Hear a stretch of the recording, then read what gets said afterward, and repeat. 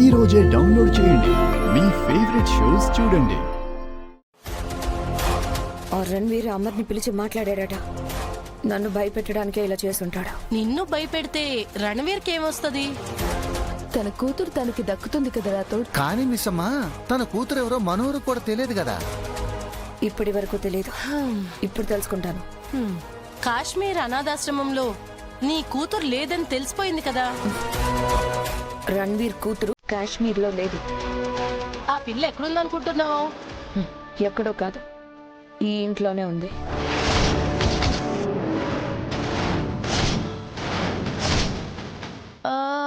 అంజనా? అవును.